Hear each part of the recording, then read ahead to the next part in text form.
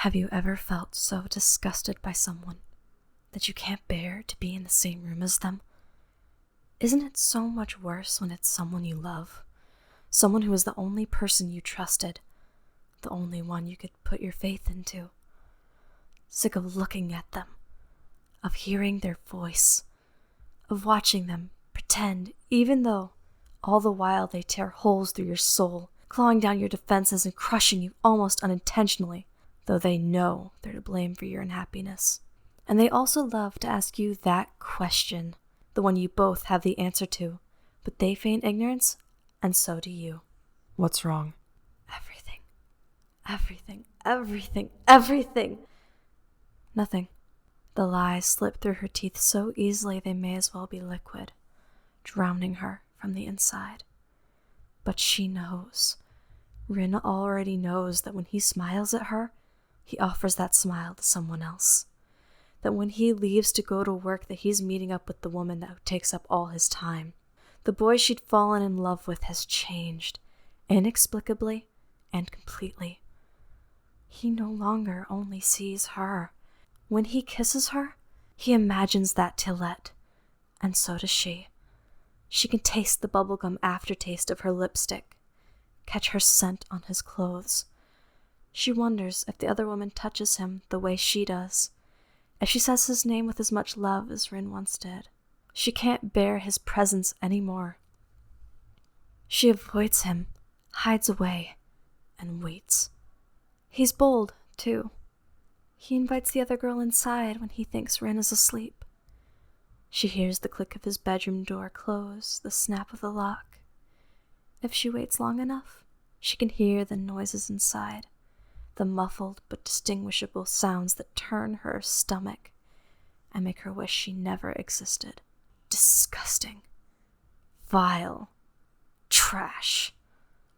That's what he is. So why is it that she feels just the same? As if it's her fault that he strayed from her, that he went into the arms of another girl, that he confesses love in husky whispers in the dark to someone other than herself. It's not her fault that he's a cheating, lying traitor. But she can't help the feeling that she made him that way, that somehow she pushed him into this, that she wasn't good enough for him. Did she do something wrong? Did she make a mistake somewhere? No, of course not. She gets nauseous now, being around him. Seeing Miku beside him, the two of them laughing like old friends right in front of her, as if they're stupid enough to think she knows nothing. What kind of person do they take her for? She knows everything. Every dirty, gritty secret between them she knows.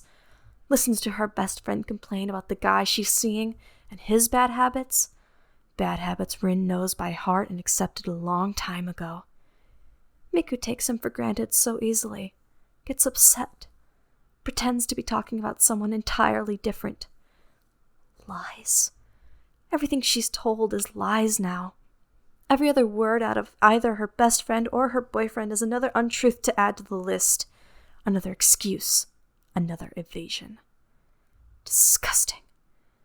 They're both digging deep into her, twin knives dipping in and out of her chest until she's punctured through, bleeding tears she dares not let them see. Enough. She's had enough. If you're so unhappy with me, then you can leave. Words thrown her way in a fit of rage that Len casts at her so fast she can't wrap her head around them. Words that she should have said. No, that she has said in her silent screams of anger. How dare he say them as if he has some kind of right to? When he spoke, she felt herself reel back, remembering all the times he'd pled with her to stay. To be with him forever and always, to stay by his side. Just like he would this time after he'd regret what he'd shouted. But no. Her reprieve had come. Gladly I'll leave. I'll run as far as I can, and I hope the two of you repulsive, disgusting people have a lovely life together. I don't want this anymore. I can't do this anymore. I have to go. The next moments were a blur. She was gone so fast, even she couldn't believe it. Her things already half packed, her shoes by the door, her keys already in her pocket. She'd been planning for this for so long that to finally get out was like being splashed with fresh, cold water, a refreshing experience.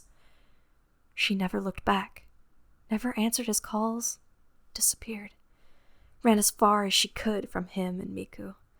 Of course, she knew she'd never be able to erase the images of the two of them from her head. They'd always be there, burned into her memory.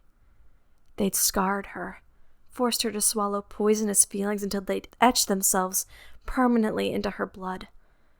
But now she's free. Now she'd be free to run as far as she possibly could. Nothing would be able to stop her from here on. A fresh start, finally. After what had felt like years of preparation, decades of heartbreak, and centuries of bottling up her own feelings, she was gone like a flame finally blown out. Even if her heart yearned for him still, even if somewhere in the pit of her soul she wanted to forgive and forget her best friend, she never would. Not now, not ever. They deserved to writhe in their self-loathing, to drown in their pools of greed like how she had suffered. The hatred and contempt for them would never fade, but Rin would never be weak again. She would never let them win against her ever again. Finally, her heart was allowed to feel something other than disgust and longing. Finally, she was at peace.